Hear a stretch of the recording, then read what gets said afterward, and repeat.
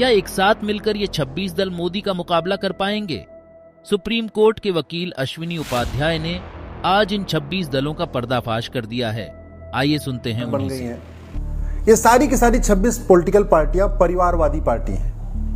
ये सभी 26 पॉलिटिकल पार्टियों के मुखिया जाति का जहर घोलते हैं। इन सभी 26 पॉलिटिकल पार्टियों के मुखिया भाषा का जहर घोलते हैं। इन 26 पॉलिटिकल पार्टियों के जो नेता हैं वो क्षेत्रवाद के आधार पर समाज को तोड़ते हैं। और सबसे बड़ी बात ये, इन सभी पॉलिटिकल पार्टियों के मुखिया के पास, उस परिवार के पास 5 से 10 हजार करोड़ की प्रॉपर्टी है।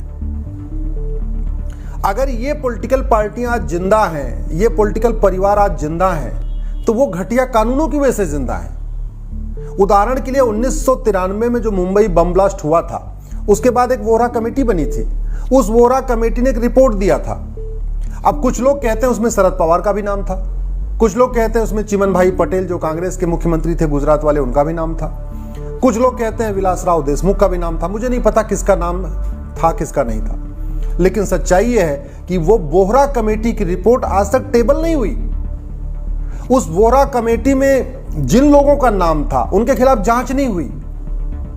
अगर वोहरा कमेटी की रिपोर्ट पब्लिश हो जाए तो कांग्रेस और शरद पवार की पार्टी तो अपने आप खत्म हो जाएगी। किस तरीके से वोहरा कमेटी में, जैसा लोग बताते हैं कि उसमें दाऊद इब्राहिम का एक नेक्सस दिखाया गया है, किस तरीके से दाऊद इब्राहिम को मदद किया गया है।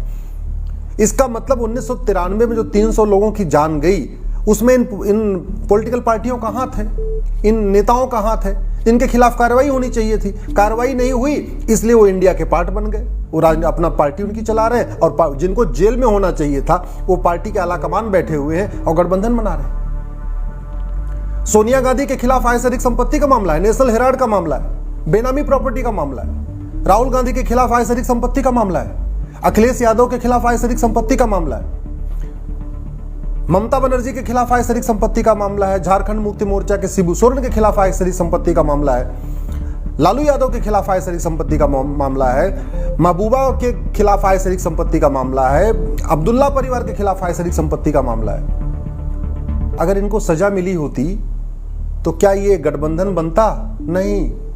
ये जो 26 परिवार हैं, जो 26 पॉलिटिकल पार्टियों को चला रहे हैं, इनके परिवार के जिनके पास हजारों करोड़ की बेनामी प्रॉपर्टी है, बड़े बड़े फार्म हाउस, बंगले, फ्लैट, प्लॉट, गाड़ियां, भारत के अंदर भी प्लॉट, विदेशों में भी प्लॉट, ऑस्ट्रेलिया में प्लॉट, लंदन में बंगलो, अमेरिका में भी कहां कहां खरीद रखा है। अगर इनके खिलाफ कार्रवाई हुई होती और कठोर कानून हमने बनाया होता, प्रॉपर्टी को आधार से लिंक करने का कानून बनाया होता, भ्रष्टाचारियों की 100% प्रॉपर्टी जब्त करने और आजीवन कारावास फांसी देने का कानून बनाया होता, तो इसमें से ज्यादातर तो भारत छोड़ के भाग गए होते। भारत छोड़ के भाग गए होते तो भारत में शांति होती। अल्टीमेटली जो यहां पे समाज को बांट रहे हैं, जो संविधान की धज्जियां उड़ा रहे हैं, संविधान कहता है जातिवाद खत्म करो, ये 26 पॉलिटिकल पार्टियों के लोग जाति का जहर घोल रहे हैं। संविधान कहता है भाषावाद खत्म करो, ये 26 पॉलिटिकल पार्टी को लोग भाषा के आधार पर लड़ाते हैं। ये संविधान कहता है क्षेत्रवाद खत्म करो, ये 26 पॉलिटिकल पार्टियों को लोग क्षेत्र के आधार पर लड़ाते हैं। और संविधान को लागू करना किसका काम है? सरकार का। कठोर कानून बनाना किसका काम है? सरकार का। 1860 के इंडियन पिनल कोड को बदलना किसका काम है? सरकार का। 1861 के पुलिस एक्ट को बदलना किसका काम है? सरकार का। 1872 के एविडेंस एक्ट को बदलना किसका काम है? सरकार का। नार्को पॉलीग्राफ ब्रेन मैपिंग कानून बनाना किसका काम है? सरकार का। प्रॉपर्टी को आधार से लिंक करने के लिए कानून बनाना किसका काम है? सरकार का। तो अगर ये 26 पॉलिटिकल पार्टियां आज भी एग्जिस्ट कर रही हैं, ये सरवाइव कर रही हैं, ये पॉलिटिकल पार्टियों की जो दुकानें चल रही हैं जिंदा हैं, तो उसमें बहुत बड़ा फेलियर सरकार का है। सरकार ने पुलिस रिफॉर्म किया नहीं, जुडिशियल रिफॉर्म किया नहीं, इलेक्शन रिफॉर्म किया नहीं, चुनाव लड़ने के लिए minimum qualification maximum age limit बनाया नहीं, सजा याफ्ता लोगों के चुनाव लड़ने, पार्टी बनाने, पार्टी पदाधिकारी बनने पर आजीवन प्रतिबंध के लिए कानून बनाया नहीं। तो ये एग्जिस्ट करते हैं। अब हम इनसे लड़ लड़ के अगर चुनाव में हराएंगे तो कभी ऐसा नहीं होगा कि भारत के सभी राज्यों में भाजपा की सरकार बने। 10 राज्य जीतेंगे, 8 राज्य हारेंगे, 5 राज्य जीतेंगे, 4 राज्य हारेंगे, ऐसे चलता रहेगा। कभी ऐसा नहीं होगा कि 29 राज्यों में बीजेपी की सरकार आ जाए। लेकिन मैं गारंटी के साथ कहता हूं, सरकार अगर one nation one tax code लागू कर दे, अगले 2 साल के अंदर ये सारी पॉलिटिकल पार्टियां खत्म हो जाएंगी। न इंडिया बचेगा, न कांग्रेस बचेगी। सरकार वन नेशन वन टैक्स लागू कर दे, कश्मीर से पीडीपी भी खत्म हो जाएगी, अब्दुल्ला की पार्टी भी खत्म हो जाएगी, महबूबा भी देश छोड़ के भाग जाएंगी, अब्दुल्ला परिवार भी देश छोड़ के भाग जाएगा। सरकार वन नेशन वन टैक्स लागू कर दे, बंगाल से सीपीआई खत्म हो जाएगी, तृणमूल कांग्रेस खत्म हो जाएगी, दीदी भी परिवार के साथ भारत विदेश में चली जाएंगी। भतीजे के पास इतना पैसा है, इतना उसने काला धन बेनामी संपत्ति इकट्ठा कर रखा है, वन नेशन वन टैक्स लागू करते ही गायब। वन नेशन वन टैक्स लागू करते ही झारखंड मुक्ति मोर्चा खत्म हो जाएगी, सोरेन साहब विदेश भाग जाएंगे। वन नेशन वन टैक्स लागू करते ही गांधी परिवार विदेश भाग जाएगा, कांग्रेस खत्म। वन नेशन वन टैक्स लागू करते ही अखिलेश यादव विदेश भाग जाएंगे, सपा खत्म। वन नेशन वन टैक्स लागू करते ही बहन मायावती विदेश भाग जाएंगी, बसपा खत्म। वन नेशन वन टैक्स लागू करते ही हुड्डा और चौटाला विदेश भाग जाएंगे, कांग्रेस में जो हरियाणा में बची खत्म हो जाएगी। वन नेशन वन टैक्स लागू करते ही शरद पवार की पार्टी खत्म, पवार साहब खुद ही विदेश भाग जाएंगे। वन नेशन वन टैक्स लागू करते ही जितनी और भी पॉलिटिकल पार्टियां हैं, चाहे वो तमिलनाडु में डीएमके है या तेलंगाना आंध्रा में राव की है और जगन मोहन रेड्डी है, ये सब खत्म हो जाएंगे।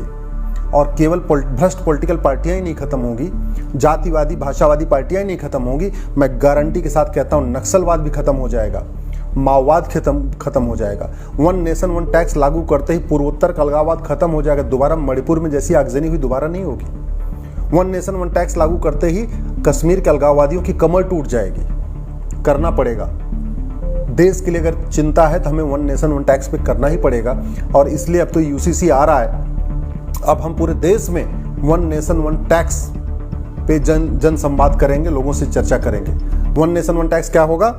100 रुपए से बड़ी नोट बंद करनी पड़ेगी, 5,000 रुपए से महंगे सामान का कैश लेन देन बंद करना पड़ेगा, 50,000 रुपए से महंगी प्रॉपर्टी को आधार से लिंक करना पड़ेगा, नार्को पॉलीग्राफ ब्रेन मैपिंग कानून बनाना पड़ेगा, 100% प्रॉपर्टी जब्त करने के लिए कानून बनाना पड़ेगा, और जिसके पास आय से अधिक संपत्ति मिले उसको आजीवन कारावास या फांसी देने के लिए कानून बनाना पड़ेगा, जैसा चाइना में भी है, जैसा सिंगापुर में है। चाइना में भी कुछ दिन पहले एक मंत्री को फांसी हुई है, कानून मंत्री को फांसी हुई चाइना में। तो यहाँ पे सिंगापुर में तो भी 900 ग्राम गांजा पाए जाने पे फांसी हुई है। दुनिया के देशों में कानून है, दुर्भाग्यवश हमने कानून नहीं बनाया। जब कानून घटिया है तो घटिया नेता आगे बढ़ेंगे। कानून अच्छा होगा तो अच्छे लोग संसद में जाएंगे, कानून घटिया होगा तो घटिया लोग संसद में जाएंगे। जो इतने माफिया, ड्रग माफिया संसद विधानसभा में पहुंच रहे हैं, मानव तस्करी करने वाले संसद विधानसभा में पहुंच रहे हैं, नशा तस्करी करने वाले संसद विधानसभा में पहुंच रहे हैं, खनन माफिया संसद विधानसभा में पहुंच रहे हैं, इनका भी इलाज वन नेशन वन टैक्स है। और वन नेशन वन टैक्स संभव है। 225 करोड़ खाते खुल चुके हैं, गरीब से गरीब आदमी बैंक से जुड़ चुका है, 48 करोड़ जनधन खाते खुल चुके हैं, 130 करोड़ आधार बन चुका है, आधार प्रॉपर्टी से, आधार ऑलरेडी पैन से लिंक होना शुरू हो चुका है, आधार वोटर आईडी से लिंक होना शुरू हो चुका है, तो आधार प्रॉपर्टी से भी लिंक हो सकता है। आधार को प्रॉपर्टी से लिंक करते ही न ईडी को छापा मारने की जरूरत है, न सीबीआई को छापा मारने की जरूरत, सरकार को बैठे बैठे पता चल जाएगा कि किसके पास कितनी बेनामी प्रॉपर्टी है। और वन नेशन वन टैक्स का मतलब और सारे टैक्स खत्म, इनकम टैक्स खत्म, जीएसटी खत्म, वैट खत्म, टीडीएस खत्म, सारे टैक्स खत्म, केवल बैंकिंग ट्रांजैक्शन टैक्स 1% आपको ज्यादा देना है। यानी 100 रुपए का सामान खरीदा है तो 101 रुपए देना है, 1000 का सामान खरीदा है तो 1010 रुपए देना है, 1 लाख का सामान खरीदा है तो 1,01,000 देना है। और इसमें सबको किसी को कोई दिक्कत नहीं होगी, सब खुश रहेंगे, मिडिल क्लास भी खुश। जब इनकम टैक्स नहीं देना तो 1% बैंकिंग ट्रांजैक्शन टैक्स देते रहेंगे। व्यापारी बहुत खुश कि उनका झमेला खत्म हो गया, जीएसटी का झमेला, वैट का झमेला, टीडीएस का झमेला, हर 3-3 महीने पे अपना फाइल करते रहना, टैक्स का पूरा उनको रिपोर्ट फाइल करना है, सीए हायर करना है, क्या क्या करना है, वो सब भी खत्म। तो व्यापारी भी खुश, व्यापार भी बढ़ेगा, खुशहाली भी आएगी, अपहरण भी खत्म होगा, भ्रष्टाचार खत्म होगा। ये पॉलिटिकल पार्टियां जो जातिवादी, भाषावादी, क्षेत्रवादी छोड़ के भाग जाएंगी। तो इसलिए मैं कहता हूं सरकार से, माननीय मोदी जी से, आप वन नेशन वन टैक्स लागू करिए। चुनाव में लड़के इनको कभी नहीं हरा पाएंगे, पूरे भारत में बीजेपी की सरकार नहीं बन पाएगी। लेकिन अगर आपने वन नेशन वन टैक्स लागू कर दिया, मैं गारंटी के साथ कहता हूं अगले 5 साल में पूरे भारत में केवल बीजेपी की ही सरकार होगी।